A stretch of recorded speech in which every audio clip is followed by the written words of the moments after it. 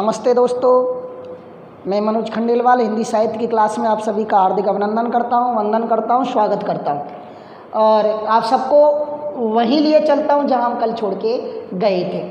हमारा टॉपिक चल रहा था दोस्तों रस। 11वीं और 12वीं का मिला जुला टॉपिक। आज इसके बारे में हमें थोड़ी बहुत जानकारी हासिल करनी थी। वैसे मैं आपको बता चुका था कि जो 9 रस माने गए थे सर्वमत के अनुसार, तो 11 रस थे। मैं 11 रस आपको बता चुका था। अब इनका क्रम भी मैं आपको लिखा चुका था। 10वां भक्ति रस जो रूप गोस्वामी के हिसाब से दिया गया था और 11वां वात्सल्य रस जो विश्वनाथ ने दिया था।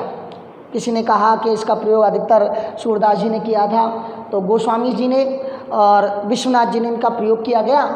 अब देखें रस, मैंने कहा था जिसको पढ़ करके, जिसको देख करके, नाटक या कोई कविता को देख करके या सुन करके श्रोता या दर्शक के मन में जो आनंद उत्पन्न होता है वो रस कहलाता है। इतना हम बता चुके थे। मैंने कहानी के माध्यम से थोड़ा याद करने की आपकी कोशिश भी की थी।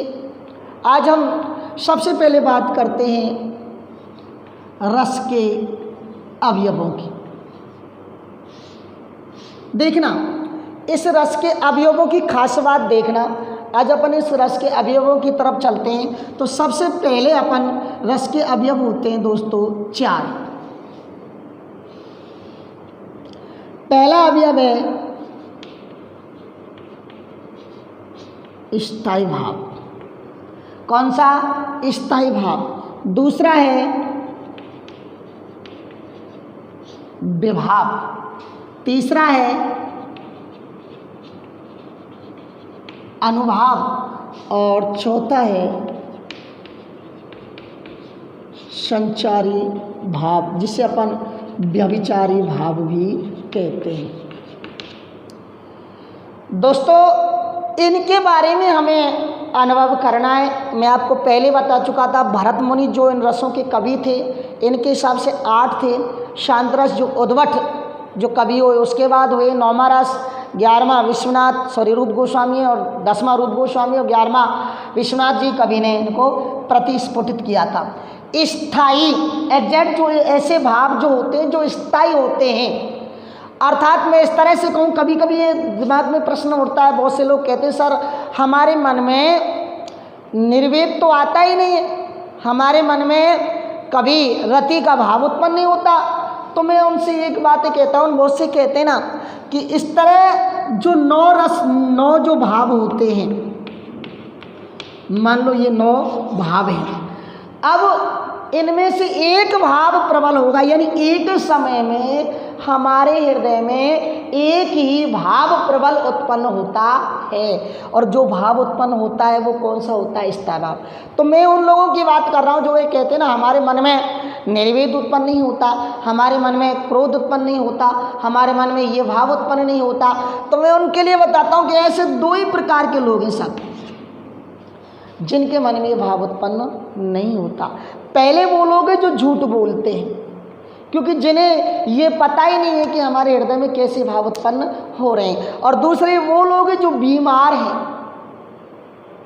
उन्हें इलाज की जरूरत है, क्योंकि ये भाव तो सबके मन में उत्पन्न होते ही हैं। तो इन 9 भावों से एक भाव ही एक बार में उत्पन्न होता है। तो स्थायी भावों की संख्या 9 होती है। कितनी होती है? 9। तो ये कहें कि हमारे हृदय में सदा सर्वदा से विराजमान रहने वाले, जिनसे हम अपनी भावनाएं प्रकट करने में समर्थ होते हैं, हमारे हृदय में सदा सदा से स्थायी रूप से विराजमान रहने वाले वे कारक, जिनसे हम अपनी भावनाएं प्रकट करने में समर्थ होते हैं, स्थायी भाव कहलाते हैं। क्या कहलाते हैं? स्थायी भाव। अब यह विभाव की बात करें तो विभाव का एक रूप में बात करें अपन कहते हैं कारण, अर्थात वे कारण जिनसे, जिनकी वजह से हमारे हृदय में स्थायी भाव जागृत होते। अर्थात मैं कहूँ स्थायी भावों को उत्पन्न करने वाला कारण कौन है? विभाव होता है। क्या होता है? विभाव।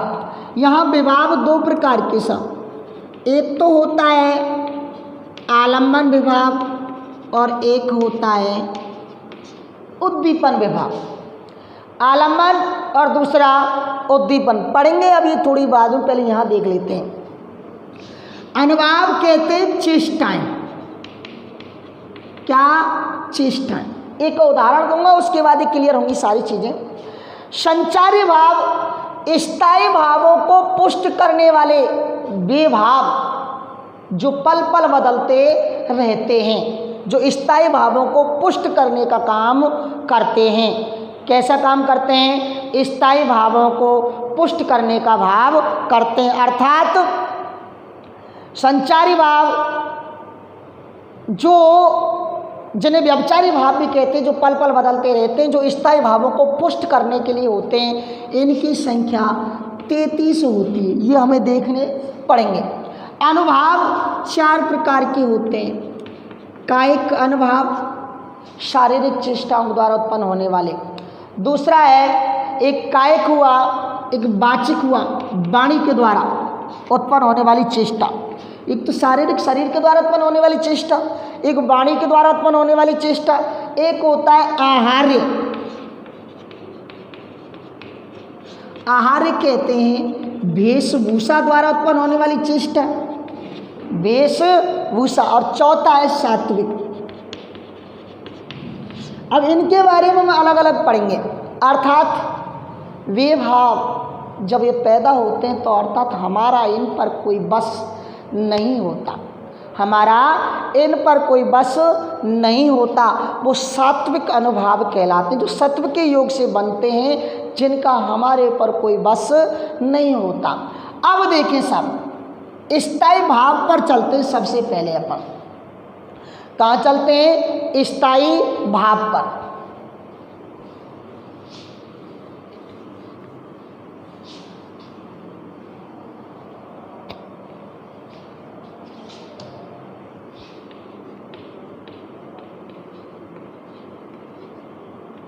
रस के अवयव में सबसे पहला आता है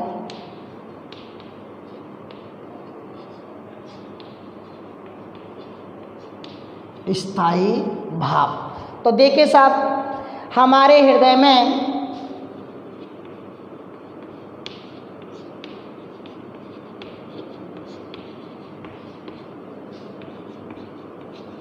सदा सर्वदा से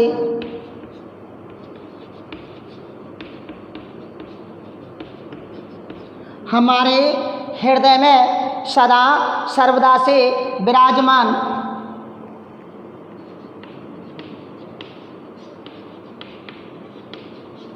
सदा सर्वदा से विराजमान रहने वाले, जिनसे हम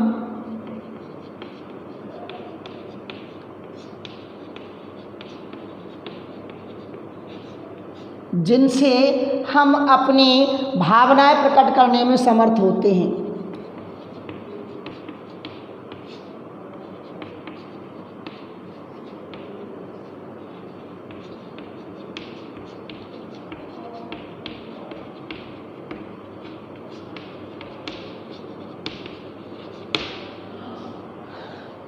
प्रकट होते हैं, स्थायी भाव कहलाते हैं। अर्थात ये हमारे हृदय में उत्पन्न होते हैं, हमारे हृदय में मौजूद रहते हैं, और एक समय में एक ही स्थायी भाव हमारे हृदय में उत्पन्न होता है। आज वो देखेंगे वो कैसे कैसे होते हैं। अपन चारों के बारे में बात करते हैं, जब इसके बाद एक दोहा देंगे और उस दोहे में सारी चीज़ें क्लियर हो जाएंगी। इनकी संख्या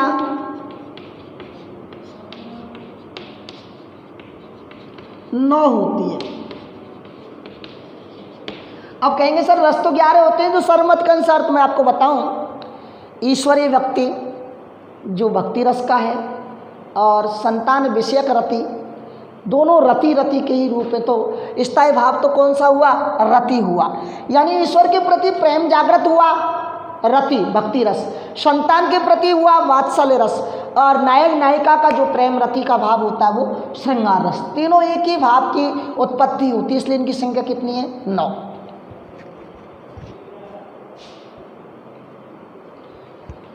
अब देखें सब, अब दूसरे नंबर पर आता है हमारा विभाव। बहुत इंपॉर्टेंट है साहब विभाव। जब अपन इसको पढ़ेंगे ना तो सारी चीज़ें हमें याद होंगी। देखो कैसे कि वे कारण जिनकी वजह से हमारे हृदय में स्थायी भाव उत्पन्न होते हैं। वे कारण जिनकी वजह से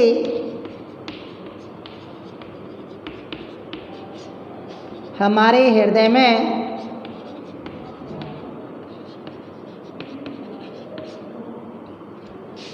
स्थायी भाव जागृत होते हैं। अब देखना इसका, ये दो प्रकार के होते हैं विभाव। अब देखना साहब दो प्रकार कौन कौन से हैं। एक तो हुआ दोस्तों आलम्बन और एक हुआ हमारा उद्दीपन। आलम्बन हुआ और उद्दीपन हुआ। अपन शॉर्ट रूप में कह सकते हैं कि विभाव जो होते हैं, विभाव जो होते हैं दो प्रकार का। एक विभाव तो होता है सजीव और एक विभाव होता है निर्जीव। एक विभाव होता है सजीव और एक विभाव होता है निर्जीव। अब यहाँ बात आती है कि आलम्बन भी दो प्रकार का हो गया दोस्तों। आलम्बन भी दो प्रकार का हो गया। एक तो हुआ आश्रयालंबन और दूसरा हुआ विषयालंबन। आश्रयालंबन या विषयालंबन। तो सबसे पहले अपन उद्दीपन के बारे में थोड़ा सा जान लेते हैं। जिस स्थिति परिस्थिति या वस्तु के द्वारा, जिस स्थिति परिस्थिति या वस्तु के द्वारा मन में भाव उत्पन्न होते हैं वो उद्दीपन कहलाती है। जिस स्थिति परिस्थिति या वस्तु के द्वारा मन में भाव उत्पन्न होते हैं। यानी ऐसी स्थिति, ऐसी परिस्थिति, ऐसी वस्तु जिसको देख करके मन में भाव उत्पन्न होते हैं। जैसे मान लो कोई चांदनी रात का वर्णन है, चांदनी रात का वर्णन है। जैसे मैं कहूँ जैसे कोयल का कूकना है,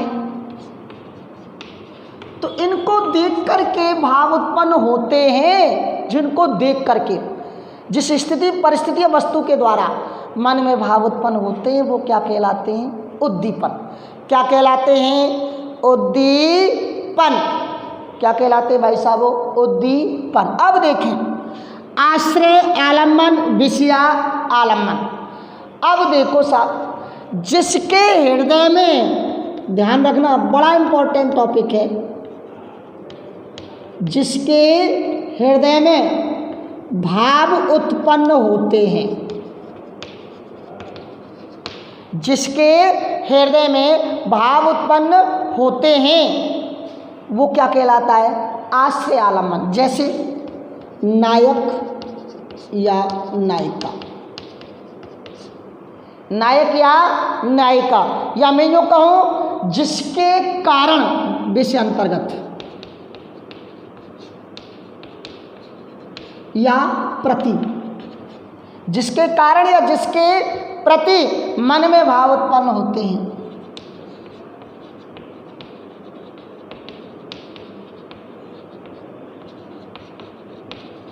जैसे नायिका या नायक, नायिका या नायक। तो वो विभाव हुआ कि जिनकी वजह से स्थायी भाव जागृत होते हैं। दो प्रकार का हुआ, पहला आलम्बन और दूसरा उद्दीपन। आलम्बन सजीव होता है, उद्दीपन निर्जीव माना गया है। आलम्बन भी दो प्रकार का, आश्रय आलम्बन, विषय आलम्बन। आश्रय आलम्बन जिसके हृदय में भाव उत्पन्न होते हैं बोले तो नायक या नायिका। विषयालंबन जिसके कारण या जिसके प्रति मन में भाव उत्पन्न होते हैं, नायक या नायिका। जैसे मैं कोई उदाहरण दूं कि जैसे एक नायक है और एक नायिका है, दोनों आपस में मिल रहे हैं, नज़र दोनों की मिल रही है, तो उस नायक को देख करके नायिका के मन में जो प्रेम उत्पन्न हो गया, तो जिसके मन में हुआ कौन? नायिका हुई। तो आश्रय जिसके प्रति हुआ नायक हुआ। तो यहाँ आलम्बन दोनों प्रकार के जो होते हैं, उद्दीपन और आश्रय और विषया। और जिस स्थिति परिस्थिति, जैसे कोई चांदनी रात थी, चांदनी रात का वर्णन हो रहा है, कोयल का कूक रहा है, अच्छी आवाज़ आ रही है, जिसके सुनकर के नायिका के मन में अपने नायक से मिलने की इच्छा जागृत होती है, वो सारी चीज़ें क्या हैं? उद्दीपन कहलाई। क्या कहलाई? उद्दीपन कहलाई। अब थोड़ा सा अपन तीसरे पार्ट पर चलते हैं, देख लो, इन्हें उतार लो आप।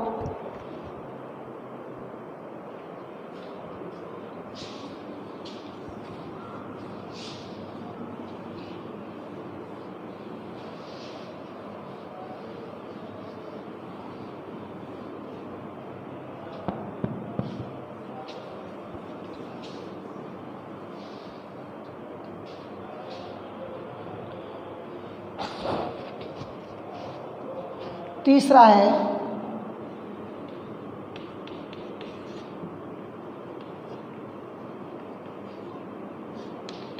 अनुभाव, जिसको मैंने शाब्दिक अर्थ चेष्टा बताया था। क्या बताया था? चेष्टा बताया था। यूँ कहें आश्रय आलम्बन की चेष्टाएं,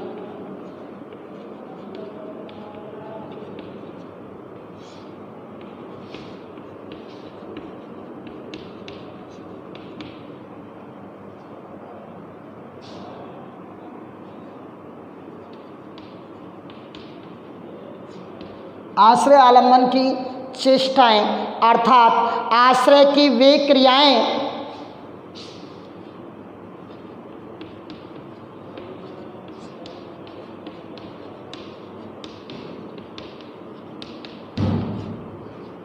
आश्रय की वे क्रियाएं जिनसे पता चलता है कि हृदय में कौन सा भाव आया है।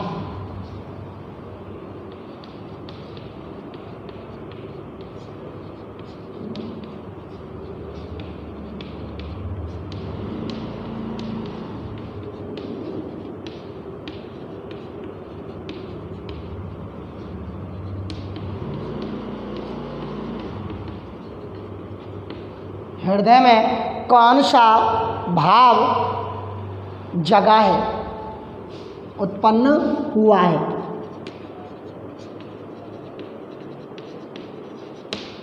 उत्पन्न हुआ है। जैसे नायक और नायिका अचानक मिले, उन दोनों में रति की भावना जागृत हुई, तो अचानक नायक ने जैसे नायिका की तरफ देखा तो नायिका लज्जित हो जाती है, लज्जा का भाव उत्पन्न हो जाता है, शर्म से आंखें झुक जाती हैं, और कपकपाना, गुस्सा आना, ये सब, आंखें लाल होना, ये सब वाचिक क्रियाएं, ये सब शारीरिक चेष्टाएं जितनी भी होती हैं वो सब अनुभाव होते हैं। क्या होते हैं? मान लो मैं रास्ते में जा रहा था तो मुझे एक सर्प दिखाई दिया, सर्प को देखते ही मेरे हृदय में भय उत्पन्न हो गया, तो भय की उत्पत्ति स्थायी भाव उत्पन्न हुआ मेरे में। लेकिन अब आश्रय तो मैं हुआ, लेकिन सर्प तो क्या हुआ? उद्दीपन हुआ। क्या हुआ? विषय अंतर्गत हुआ, जिसके प्रति हुआ, लेकिन उसके प्रति सर्प को देख करके मेरे हृदय में कपकपी उत्पन्न हो गई। क्या उत्पन्न हो गई? कपकपी, वो माहौल। अब कपकपी होना, थरथराना, ये सब क्या है? अनुभाव है। कांपना, कटकटाना, बोल नहीं निकलना, ये शारीरिक चेष्टाएं जितनी भी हैं वो सब क्या है? अनुभाव। क्या है? अनुभाव। ये 4 प्रकार की होती, देखना। पहली तो होती है कायिक। क्या होती है? कायिक, यानी शरीर के द्वारा चेष्टा, शरीर के द्वारा चेष्टाएं। दूसरा वाचिक, वाणी के द्वारा कोई अद्भुत चीज दिखते, वाह कितना अच्छा है यार, शानदार, तो सब वाणी के द्वारा। तीसरा आहार्य, कोई वेशभूषा के द्वारा भी अपने आप को एक्साइटेड हो जाता है, वेशभूषा के द्वारा। और चौथा है सात्विक। कौन सा है? सात्विक, अर्थात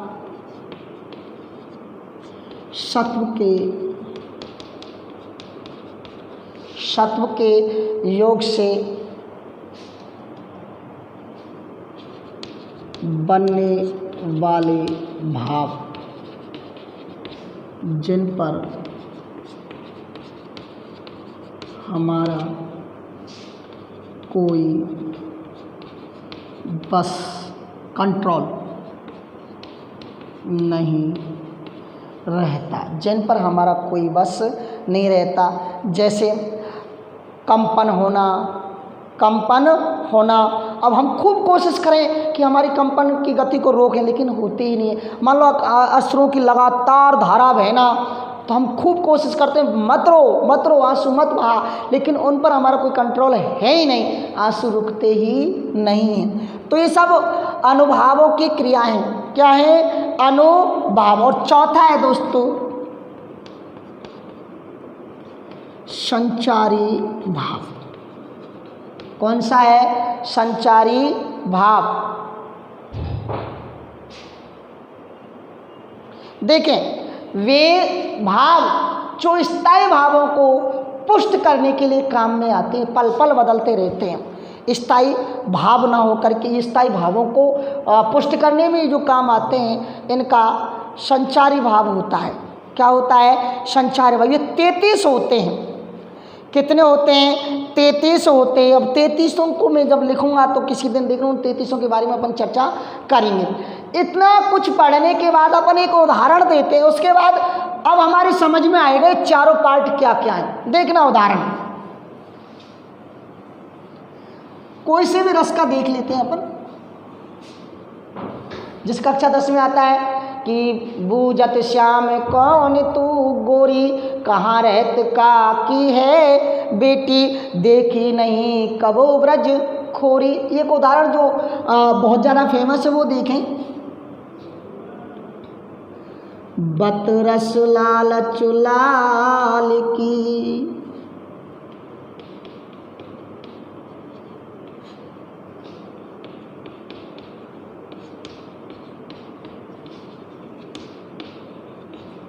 मुरली धरी लोकाय, सोहो करे बोहनो हसे, देन कहे नट जाए।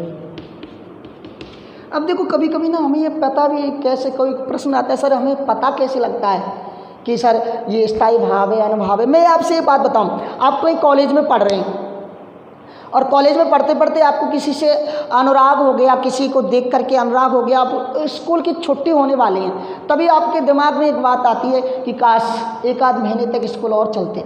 अचानक कोई कॉलेज का फ्रेंड आकर के आपसे कहता है कि कल तो कॉलेज में कोई बहुत नया ही मेहमान आने वाला है जो अति सुंदर है। आप एक्साइटेड हो गए उसे देख करके। क्या हो गए?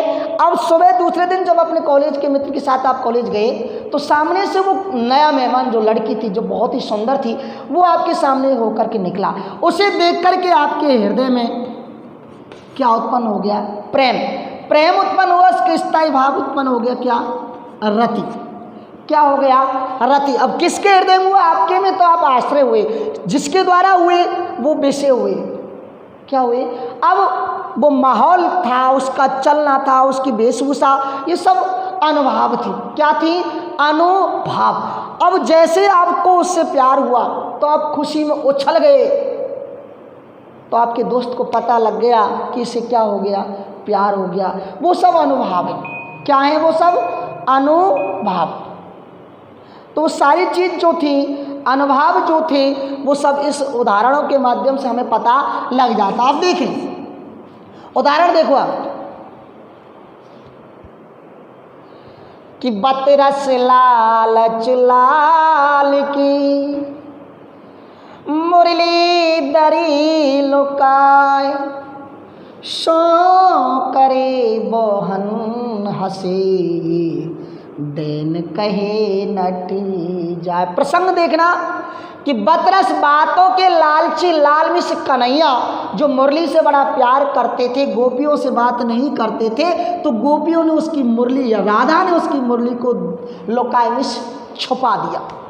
सह करे राधा सौगंध देती मैंने नालई बहन हंसे, टेढ़ी क्रियाओं में हंसती हैं। देन कहे जब देने की बात होती ले जा, लेकिन जैसे कन्हैया आती है तो नाट जाती। क्यों? राधा सोचती है कम से कम इस मुरली की वजह से कन्हैया मेरे से बात तो कर रहा है, कन्हैया कम से कम मेरे से बात तो कर रहा है। तो यहाँ सबसे पहले अपन स्थायी भावों की बात करते हैं। तो यहाँ प्रेम उत्पन्न होता है, श्रृंगार रस उत्पन्न हो रहा है। रस कौन सा है? श्रृंगार, क्योंकि नायक नायिका, प्रेमी प्रेमिका, पति पत्नी के प्रेम के मिलन की और वियोग की जो अवस्था होती है वो श्रृंगार रस होता है, जो दो पार्टों में बटा होता है, संयोग और वियोग। मिलन की अवस्था तो होती है संयोग, और वियोग की बिछुड़ने की जो अवस्था होती है वो वियोग। पढ़ाएंगे श्रृंगार में संयोग।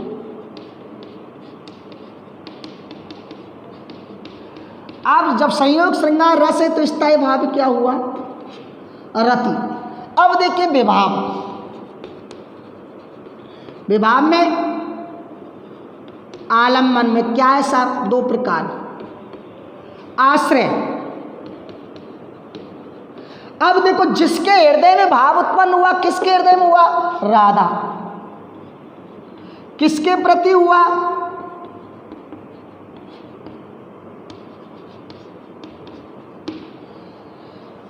हो गया आलम्बन। उद्दीपन। उद्दीपन जो होता है वहाँ का माहौल, जिसको देख करके श्री कृष्ण की जो गोपी, श्री कृष्ण की जो मुरली थी जो उसको छुपा दिया था, उसकी जो चेष्टा हो रही है उसको देख करके, और जो ये विभाव है, जो विभाव उत्पन्न हो रहा है सब। अब अनुभाव देखो आप। सौगंध देना, बाहों में हंसना, बाहों से हंसना, यानी शारीरिक चेष्टाएं, और उसके बाद जो बार बार देना, नाट जाना, ये सब संचारी भाव में होते हैं। तो दोस्तों मैंने समझाने की कोशिश की आपको अच्छे प्रकार से कि रस के जो चार अवयव, जब ये हमारे समझ में आ जाएगा तो रस हमारा पार्ट समझ में आएगा। ये 12वीं का स्पेशल टॉपिक वैसे तो था नहीं, लेकिन मैंने इसलिए समझाने की कोशिश की क्योंकि जब भी अपन साहित्य की कोई भी चीज़ उठाते हैं या अपन पद्य की ग्रामर की जैसे भी व्याख्या उठाएंगे तो बिना इनके हमारा कोई चीज़ समझ में नहीं आए, क्योंकि उसमें रस आता है दोस्तों। इसलिए मैंने थोड़ी सी जानकारी आपको देने की कोशिश की। रसों के भाव, स्थायी भाव, अनुभाव, संचारी भाव जो 33 होते हैं उनके बारे में आपको थोड़ी बहुत जानकारी हुई होगी। आई होप, सॉरी, मैं आशा करता हूँ कि आपने इनको थोड़ी बहुत समझा होगा। और आज के लिए इतना ही। कल हम नेक्स्ट वीडियो में आपसे रूबरू होंगे, तब तक के लिए नमस्कार।